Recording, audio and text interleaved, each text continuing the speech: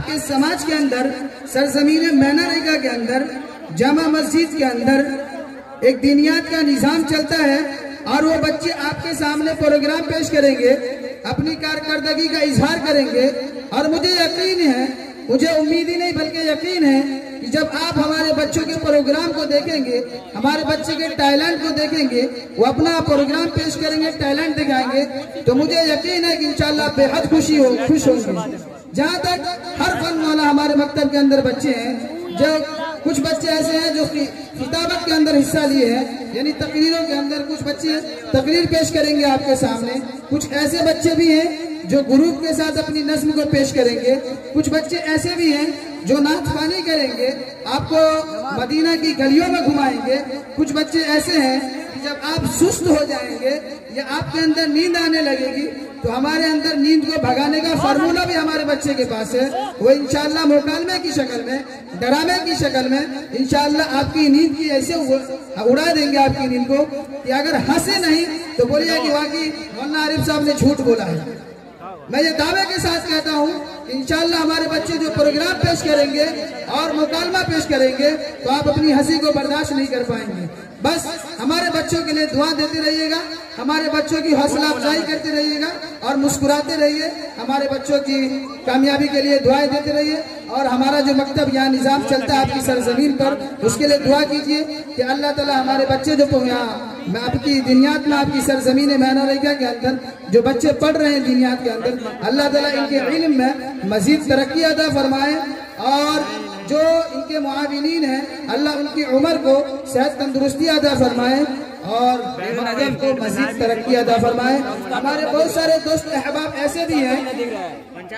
जो देश प्रदेश के अंदर है, मजबूरी है, जाहिर सी बात है कि रोजी एक असबाब है। अब रोजी के लिए असबाब मुहैया करना पड़ता है, तो रोजी रोटी के लिए बेचारे अपने घर को, अपने घरवार को, अपने बच्चों को, सबको, माँ बाप को छोड़कर रोजी की तलाश में देश प्रदेश में बेचारे कमाने की तलाश में निकल चुके हैं। उन लोगों की बड़ी ख्वाहिश थी कि मौलाना ये मेरी बदनसीबी है कि मैं इतना बड़ा प्रोग्राम हमारे मैनारेगा की सरजमीन पर हो रहा है और हमारे बच्चों के साथ बड़ों का भी प्रोग्राम हो रहा है, लेकिन मेरी बदनसीबी है कि मैं नहीं आ पाऊंगा। कोई बाहर कंट्री में है या कोई दिल्ली मुंबई के अंदर भी है, लेकिन रोजी की वजह से नहीं आ रहे, देश प्रदेश में है। तो उन लोगों की भी ख्वाहिश थी कि अगर हम करीब से नहीं तो कम से कम लाइव देख ले। अल्हम्दुलिल्लाह हमारे कुछ दोस्त अहबाब ने भी मिलकर मेहनत की और आज का प्रोग्राम भी लाइव दिखाया जा रहा है ताकि उनकी ख्वाहिश पूरी हो जाए। कम से कम करीब से नहीं तो दूर से ही अपने बच्चों को अपनी सरजमीन मैनारेगा को देख सके, क्योंकि हर किसी को अपने गांव से एक दिल लगी होती है, एक वाबस्तगी होती है। जब हुजूर सल्लल्लाहु अलैहि वसल्लम को जब मक्का वालों ने सताया, आप सल्लल्लाहु अलैहि वसल्लम को तकलीफें दी, आप सल्लल्लाहु अलैहि वसल्लम को अज़ियतें दी, आप सल्लल्लाहु अलैहि वसल्लम को मक्का छोड़ने पर मजबूर किया गया। जब देखा कि हद दर्जे तक उन लोगों ने बदमाशी करनी शुरू कर दी, तो आप सल्लल्लाहु अलैहि वसल्लम को हुक्म हुआ कि ए नबी, आप मक्का से मदीना की तरफ हिजरत कर जाए। आप सल्लल्लाहु अलैहि वसल्लम मदीना चले गए। मदीना जब जा रहे थे तो बार बार मक्के की तरफ पलट कर देखते थे, खाना काबा को देखते थे, अपने गांव को देखते थे, अपने मक्का खाना काबा को देखते थे, अपने गांव को, अपनी सरजमीन को देखते थे और आंखों से जुमला जारी था, आंखों से आंसू जारी था और ये कह रहे थे कि ए खाना काबा, ए मक्का, मैं तुझे छोड़ता नहीं, मेरा दिल गवारा नहीं करता कि मैं तुझे छोड़कर जाऊं, लेकिन ये कौम ऐसी कौम है जो मुझे नहीं समझ रही है, मुझे नहीं पहचान रही है, मैं मजबूर हो गया हूँ, मेरे खुदा का हुक्म आ गया है, इसलिए मैं इस सरजमीन को, अपने वतन को छोड़कर जा रहा हूँ। आप सल्लल्लाहु अलैहि वसल्लम जब जा रहे थे तो बार बार पीछे पलट कर देखते थे अपनी सरजमीन को और आंख से आंसू जारी था। तो ये अपनी वतन से, अपनी सरजमीन से लगाव रखना, मोहब्बत रखना, ये भी हमारे नबी की सुन्नत है। तो हमारे बहुत सारे दोस्त अहबाब हैं, बहुत सारे गांव के भी लोग हैं जो रोजी की वजह से बेचारे दूर हैं, लेकिन उनको एक लगन होती है कि काश उस टाइम में टेक्नोलॉजी का जमाना नहीं था, 1450 साल पहले, लेकिन अब 5G 4G का जमाना है, हर चीज की दस्तयाबी है, इंटरनेशनल मीडिया है, सोशल मीडिया का जमाना है, हर चीज आप यहाँ बैठे बैठे आप सऊदी अरब को देख सकते हैं, सऊदी वाले यहाँ वाले को देख सकते हैं, तो हर चीज आप बाहर कंट्री वाले भी देख सकते हैं और हम हिंदुस्तान वाले भी हर चीज को देख सकते हैं। ये सोशल मीडिया का जमाना है। तो उन लोग की ख्वाहिश थी चलिए सामने से नहीं कम से कम वो लाइव पर देखकर अपने आप को तसल्ली कर ले कि वाकई हमारे ये सरजमीन मैना रेखा है जिसके अंदर माशाअल्लाह आप लोग की दुआओं से, आप लोग की मुआविन से, आप लोग के ताउन से माशाअल्लाह इतना बड़ा प्रोग्राम तारीख में पहली बार होने जा रहा है। वाकई मैं आप सभी हजरात से गुजारिश करता हूँ और अदब के साथ कहता हूँ कि आप सभी हजरात जब दुआ होगी और दुआ करते रहिए कि अल्लाह ताला हमारे कामयाब को, हमारे प्रोग्राम को कामयाब बनाए और जो हमारे बच्चे इस मकतबे दीनियात मैना रेखा के अंदर पढ़ रहे हैं अल्लाह उनके इल्म में मजीद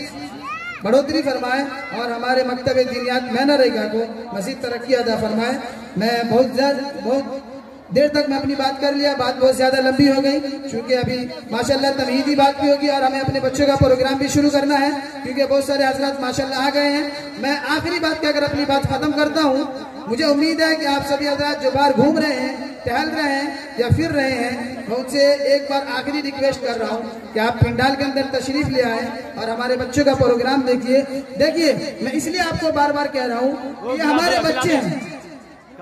अगर बाहर के लोग नहीं आएंगे तो उनका दिल छोटा नहीं होगा जितना उनको इस बात पर दिल छोटा होगा कि हम अपने गांव के अंदर,